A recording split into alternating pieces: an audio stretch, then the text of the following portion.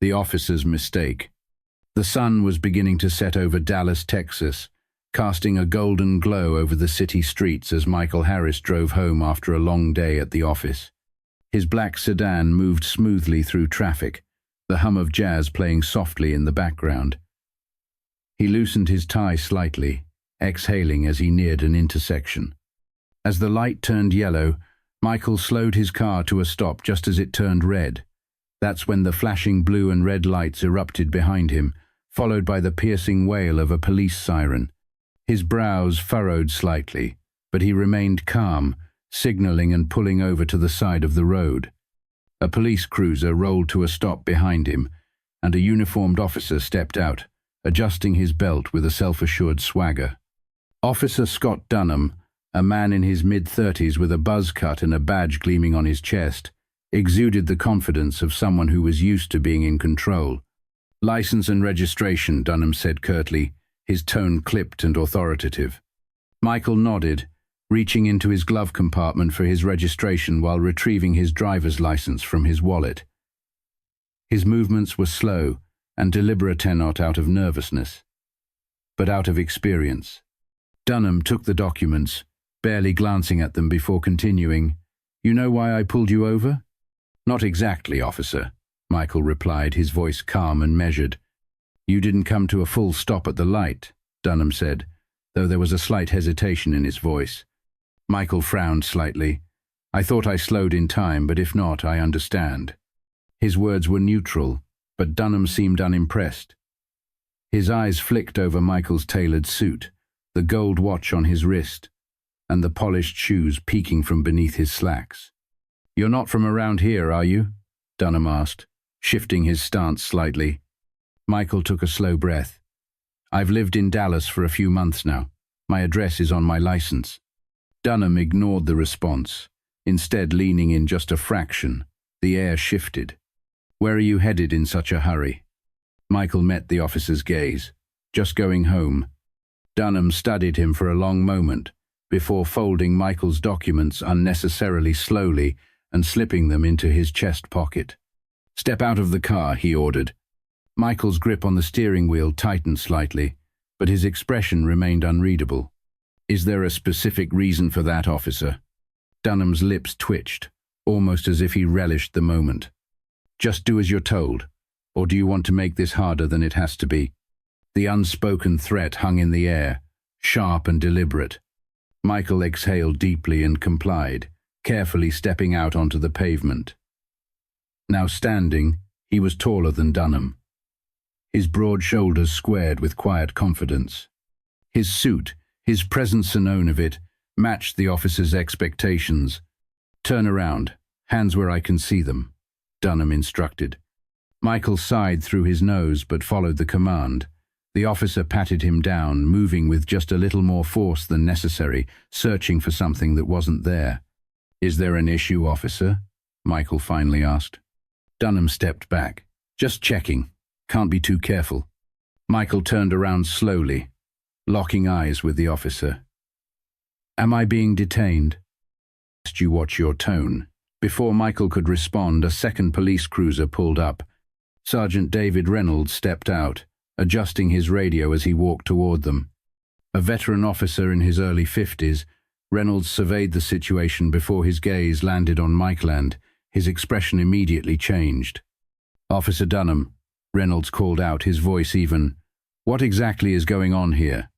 Dunham straightened. "Traffic stop, sir. Driver was acting suspicious." Reynolds turned to Michael, his throat bobbing slightly. "Mr. Harris," he said carefully, "is everything all right?" Dunham blinked. He hadn't expected his superior to know the man standing in front of him. Michael smoothed his suit jacket. "I was on my way home. Apparently, Officer Dunham suspected I was a threat." Reynolds' face tightened. He turned back to Dunham.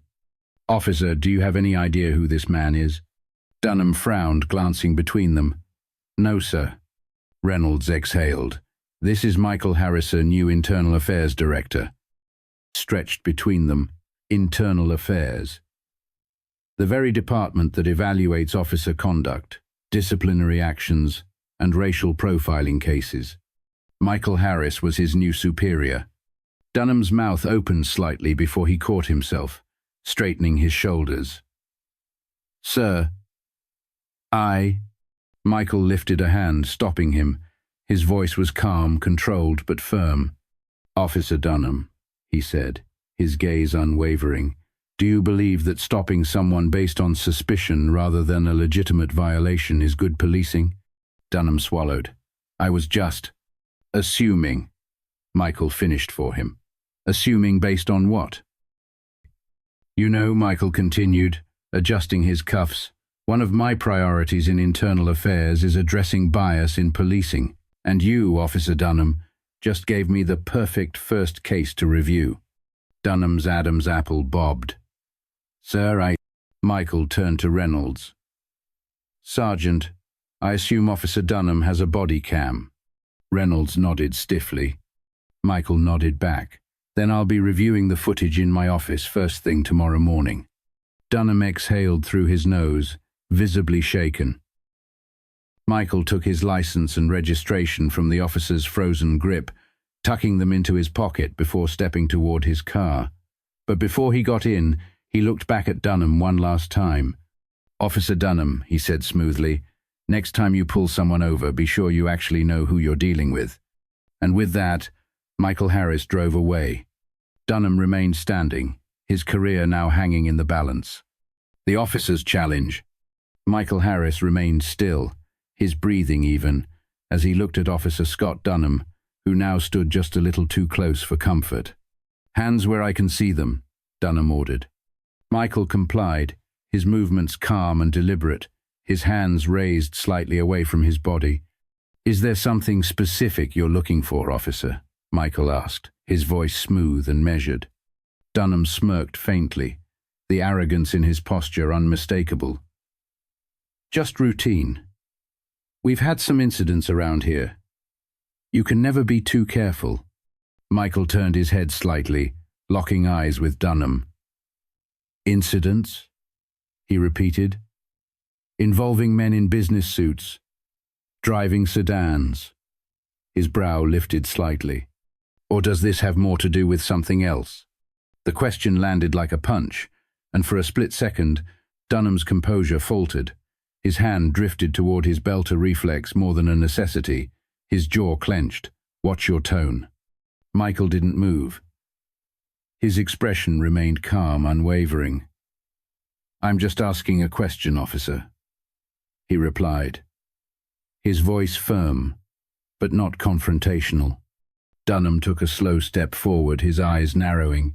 "You seem awfully familiar with how this works." He paused, scrutinizing Michael's face, waiting for some reaction. "You got something to hide?"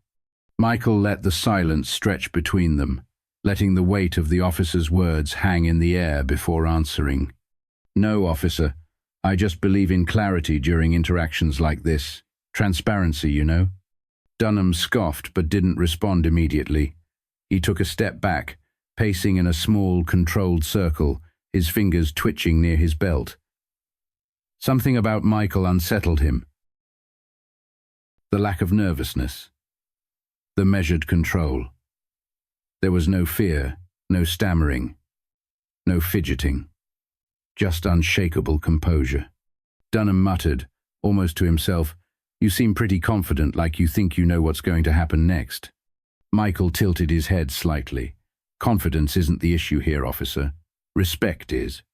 Dunham froze for half a second, his expression shifting from smug amusement to something sharper, almost defensive. He opened his mouth as if to retort, but no words came out. The longer the silence stretched, the more the tension thickened. Dunham was realizing that this stop wasn't going to unfold the way he'd expected. But instead of backing down, he doubled down. His fingers tapped against the holster on his belt, frustration creeping into his movements. He wasn't used to being challenged, especially not like this. His gaze flicked toward Michael's sedan, as if searching for a justification for escalating the situation further. Then he found one. "Turn around and place your hands on the hood," Dunham said, his voice clipped. "I need to check for weapons." Michael raised an eyebrow. Weapons? His tone carried just enough incredulity but remained composed. Do I look like someone carrying a weapon? Dunham's jaw tightened. A flicker of something unreadable passed across his face, but he recovered quickly. I'm not going to ask you again. Michael held his gaze for a moment, before exhaling quietly and complying. Without a word, he turned and placed his palms flat against the warm metal of his car's hood. The crunch of Dunham's boots against the pavement was the only sound as he approached. The officer patted Michael down in quick, rough movements, lingering a little longer than necessary. This wasn't just a search. This was an attempt to assert dominance, a provocation. But Michael didn't flinch. He didn't stiffen. He didn't so much under the invasive scrutiny. After a few tense moments, Dunham stepped back. You're clean, he muttered. It sounded begrudging, like he hated admitting it.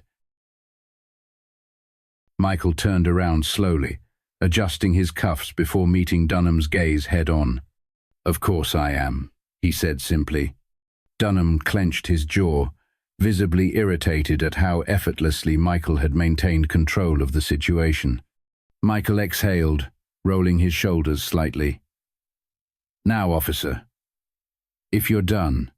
I'm not done, Dunham snapped, his voice rising slightly. The words tumbled out too quickly, betraying his need to stay in control of the situation. Michael folded his arms, his posture relaxed despite the thick tension crackling in the air. You seem to know a lot about what I can and can't do, Dunham muttered, narrowing his eyes. Care to explain why? Michael smiled faintly. I've had my fair share of interactions with law enforcement, he said smoothly. Let's just say I've learnt a lot over the years. Dunham's eyes darkened slightly, his frustration growing. That so? You a lawyer or something? Michael let the question sit between them for a second before answering. Or something. The ambiguity in his answer seemed to irritate Dunham further. The officer stepped closer, invading Michael's personal space. Think you're smarter than me? Dunham said in a near growl. Think you can talk your way out of this? Michael didn't break eye contact. I don't think anything, officer, he said smoothly. I just believe in fairness. And so far, I'm not seeing much of it here. Dunham's breath hitched. His fingers flexed near his belt, and for the first time since the stop began, he looked unsure of himself. Michael saw it. The shift in power. The moment where Dunham realized that he wasn't the one in control anymore. And in just a few minutes, he was about to find out exactly why. The truth revealed.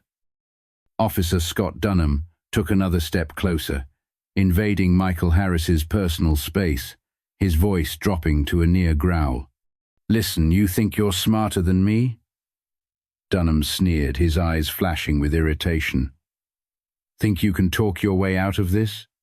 Michael met his gaze evenly, unflinching. I don't think anything, officer, he said smoothly. I just believe in fairness, and so far I'm not seeing much of it here. The words hung in the air like a challenge, and Dunham took the bait. Fairness? Dunham scoffed, shaking his head. You think fairness is what this is about? His breath hitched as something almost instinctual rose to his lips. He caught himself just in time, but the words lingered like smoke, barely contained. Michael noticed. His expression didn't change, but something about his posture shifted, a subtle but unmistakable signal that he had caught exactly what Dunham had left unsaid. Michael's voice was soft, but charged with meaning. People like me, officer? Dunham stiffened. He stepped back instinctively, as if realizing he'd just crossed a line he could never uncross. His confidence faltered. You know what I mean, Dunham muttered, but his voice lacked the conviction it had moments earlier. Michael tilted his head slightly, watching the officer scramble to regain control. I think I do, Michael replied quietly. His calmness wasn't passive anymore, it was razor-sharp, cutting through Dunham's pretense like a blade. And I think we both know this stopped being about a traffic violation a long time ago. Dunham opened his mouth, but no words came out. For the first time, He looked uncertain, like a man standing on unstable ground, unsure of what to do next. The balance of power had shifted. Dunham would never forget. Michael's voice broke the heavy silence, steady and unyielding. "Officer Dunham," he said, his tone measured but firm, "I think it's time you know who I am."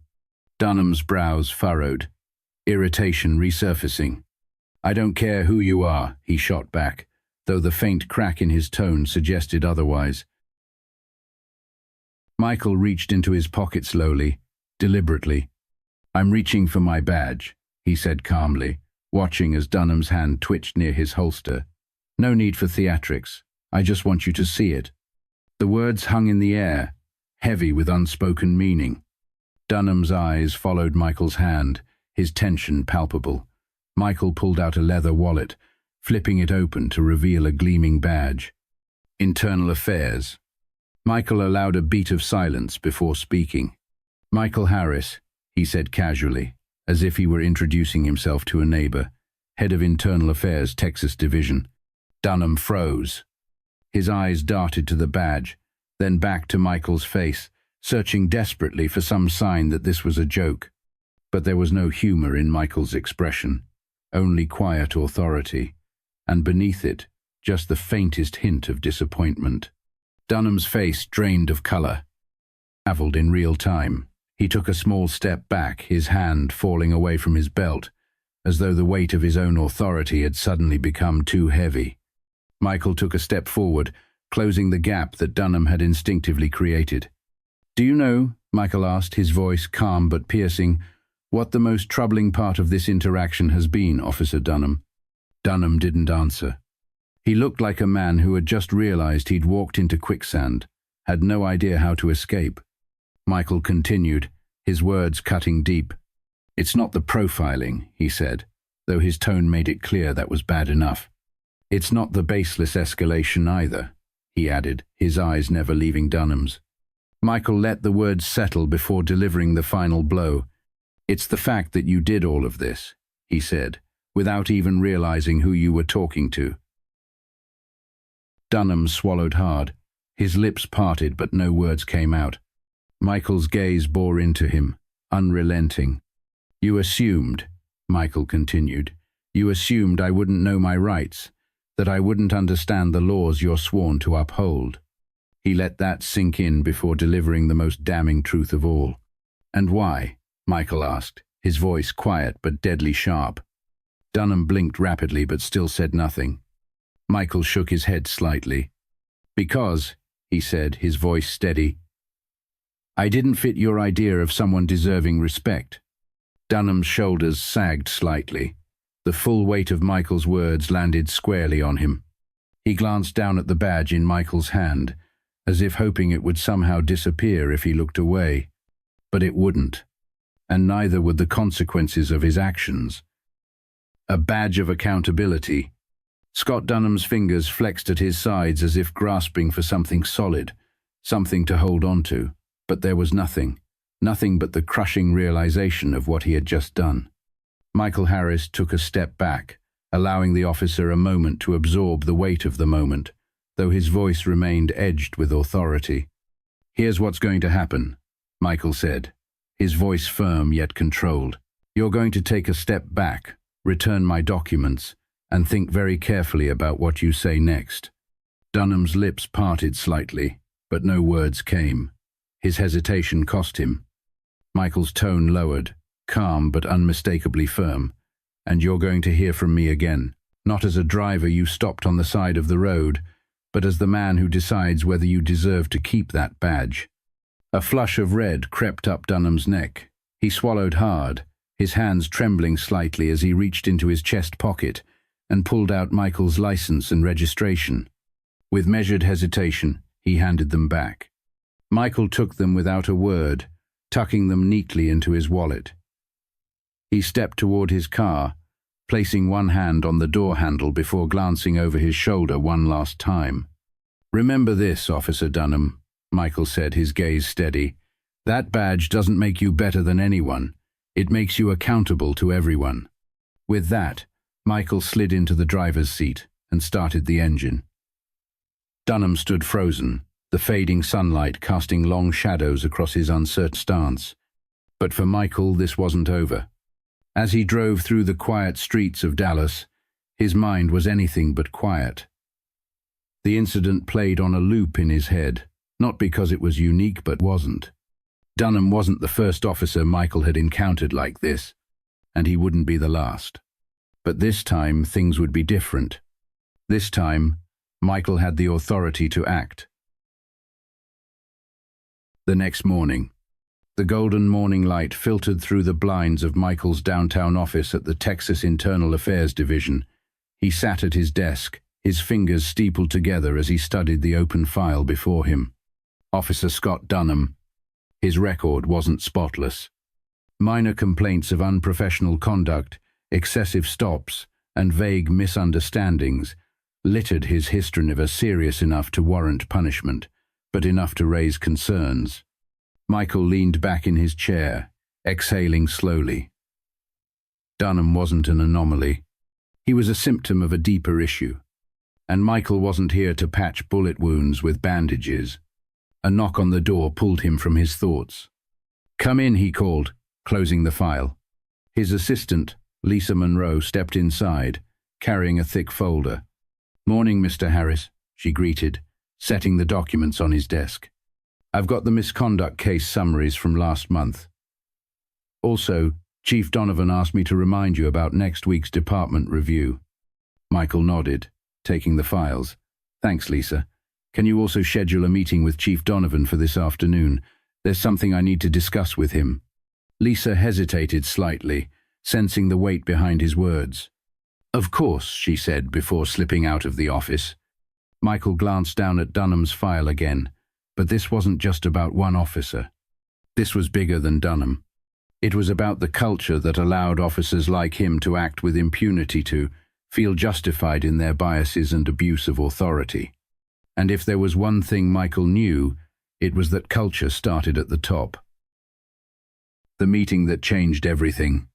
Later that afternoon, Michael sat across from Chief Thomas Donovan in a private conference room. The seasoned veteran, with his steel-grey hair and reputation for playing things by the book, leaned back in his chair, listening as Michael recounted the traffic stop. "I could have written it off as just another bad interaction," Michael said, his voice unwavering. "But that would have been a mistake." He paused, letting the words sink in. Dunham's behavior isn't an isolated incident. It's a reflection of how much work we still have to do. Chief Donovan rubbed his temples, exhaling slowly. "This isn't the first time Dunham's name has come up," he admitted, "but we've always handled it internally, quietly." Michael's jaw tightened. "And that's the problem," he replied. "Quiet doesn't fix anything. Quiet lets it keep happening." Donovan's face was etched with the weight of the conversation. Michael leaned forward slightly. "It's time to be loud." The chief's eyes narrowed slightly, scrutinizing Michael. "What are you proposing?" Donovan asked, his voice measured. Michael didn't hesitate. "A department-wide review," he stated. "Not just individual officers, but our training, our protocols, our accountability systems. If we don't start holding ourselves to a higher standard, how can we expect the public to trust us?" The room was silent, the air thick with unspoken tension. Donovan leaned forward, clasping his hands on the table. "You know this isn't going to be easy," he said. "A lot of people aren't going to like this." Michael met his gaze head-on. "Good," he said simply. "That means it's worth doing." Beginning of change. The following weeks were a whirlwind of reform. Michael led a full-scale internal review, analyzing stop-and-search data, officer complaints and training deficiencies. He attended community forums, speaking with residents directly affected by misconduct. The Dunham case became the catalyst for change, a turning point that forced the department to confront flaws that had been ignored for too long. An internal hearing. Michael sat across from him, watching as the once arrogant officer squirmed under scrutiny. The hearing resulted in a suspension, but Michael knew that punishment alone wasn't the victory. The real victory was ensuring that officers like Dunham would never be allowed to police unchecked again. Final thoughts. As Michael left the hearing room, he knew this wasn't the end of the battle. It was just the beginning. And if there was one thing Michael Harris had learned throughout his career, it was this. Justice isn't just about punishing bad cops. It's about making sure only the right ones wear the badge. A shift in accountability. Michael Harris sat across from Chief Thomas Donovan, his expression unwavering. "We can't keep sweeping this under the rug," he said firmly. "This isn't just about one officer, it's about our entire system. If we don't hold ourselves to a higher standard, how can we expect the community to trust us?" Donovan sighed, his hands clasped on the table. "You know this is going to ruffle some feathers." "Good," Michael responded simply. "It's about time someone did." Over the next several weeks, Michael worked tirelessly, conducting meetings, interviews, and policy reviews. He spoke with officers, community leaders, and citizens, ensuring that no voice went unheard. The Dunham incident became more than just a case. It became a turning point, a catalyst for real change within the department. For his part, Dunham faced an internal hearing. Michael made no effort to hide his involvement, sitting across from the officer as he squirmed under scrutiny. The result was a suspension. But Michael knew that the real victory wasn't in punishing Dunham, it was in preventing the next Dunham. Months later, Michael stood before a packed hall, addressing officers, city officials, and local residents. His voice carried a weight of responsibility, not blame. "We're not here to point fingers," he began. "We're here to fix what's broken." He paused, letting the words settle. "Justice isn't just about catching the bad guys," he continued. "It's about making sure those sworn to protect and serve do so with integrity, fairness, and respect for everyone. That's the badge I believe in, and that's the badge we are building here today." A wave of applause filled the room, but Michael didn't bask in it. For him, this wasn't the end of the story. It was the beginning of a better one. As he stepped down from the podium, he scanned the crowd, some skeptical, some hopeful, but all listening. Change wouldn't happen overnight, but it would happen. And for now, that was enough. If this story resonated with you, share it with someone who needs to hear it. Let's start the conversations that matter, the ones that lead to real change.